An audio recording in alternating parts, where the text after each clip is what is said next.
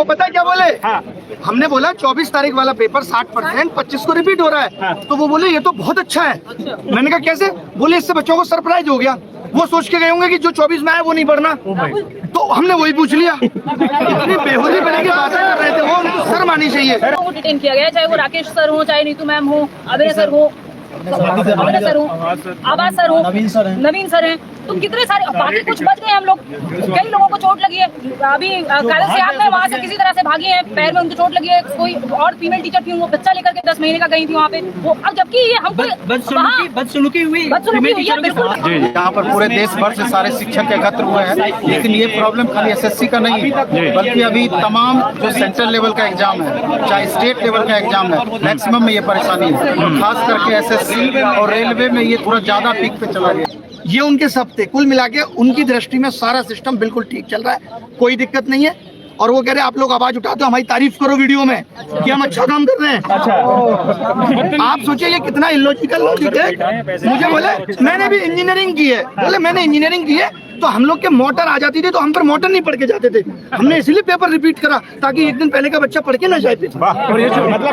Sir केवल एक ही मुद्दा है, जिस प्रकार अपने घर में, चाहे वो मेरा घर है वो या आपका घर हो, बच्चे जो होते हैं जब उन्हें कोई प्रॉब्लम होती है तो बच्चे अपनी प्रॉब्लम माँ बाप से शेयर करते हैं। आपको भी जब दिक्कत होती होगी तो मम्मी पापा से बोलते होगे ना कि सब्जी में नमक कम है, ये चीज़ चाहिए, वो चीज़ चाहिए।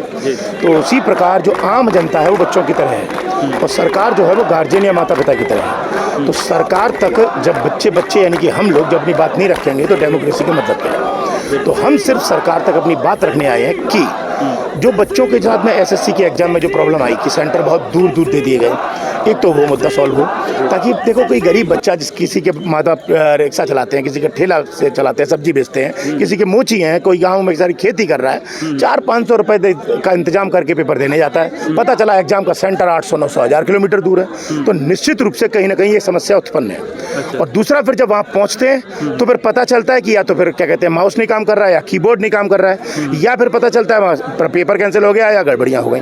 तो हम सिर्फ चाहते हैं कि जो भी चीज़ें हैं वो ट्रांसपेरेंट तरीके से हो बस।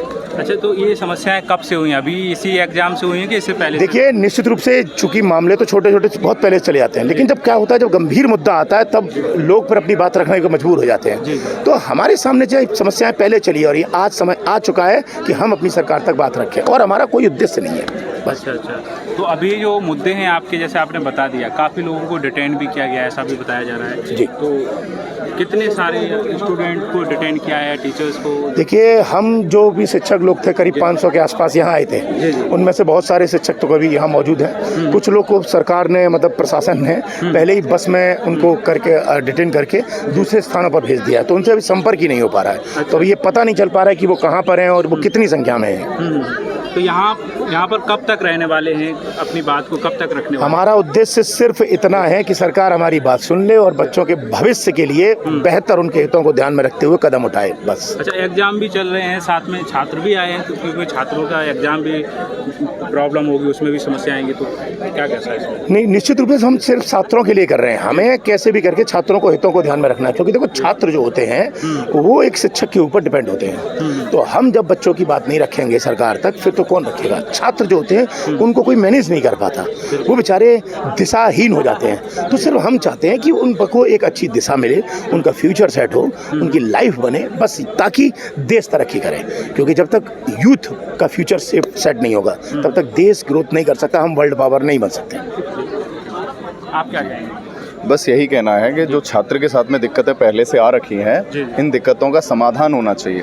और ये दिक्कतें आज से नहीं है, बहुत काफ़ी समय से आ रखी थी।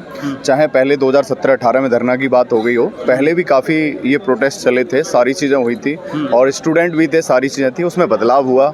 एसएससी ने भी अपना काम किया, चीज़ें सुधार किया, लेकिन फिर से अभी पता चल रहा है, जैसे कि अगर आप जानते होंगे, पहले ये वेंडर एसएससी का टीसीएस के पास था, अब टीसीएस से वेंडर चेंज होकर और ये आपका एडिक्विटी के पास आ गया। उम्मीद थी कि सारी चीज़ें व्यवस्थित होंगी, सब कुछ प्रॉपर तरीके से चलेगा, लेकिन अभी एसएससी का एक छोटा सा एग्ज़ाम था जो एसएससी सिलेक्शन पोस्ट फेज़ 13 का, लेकिन वहाँ देखने को मिला है, पहले तो आप जान रहे होंगे कि एग्ज़ाम सेंटर बहुत ज़्यादा दूर पकड़ना, उसकी एक ही वजह हो रखी है क्योंकि उनके पास में अभी एग्ज़ाम सेंटर है नहीं अवेलेबल। हमारे सामने एसएससी के बहुत बड़े बड़े एग्ज़ाम आ रहे हैं, जैसे अगर बात करें कि अभी सीजीएल का एग्ज़ाम है, सीएचएसएल का है और भी बड़े बड़े एग्ज़ाम हैं। अब हमारा क्वेश्चन ये है कि अगर आप इसमें सिस्टमेटिकली वे में सारी चीज़ें अच्छे से नहीं कर पा रहे हैं तो आगे कैसे होगा, क्योंकि आपने देखा भी होगा बहुत सारी वीडियो वायरल हैं। सेंटर पता चला खेतों के बीच में है, 2 दुकानों में सेंटर है, घर के नीचे सेंटर है। अब यहाँ ट्रांसपेरेंसी कहाँ से आएगी?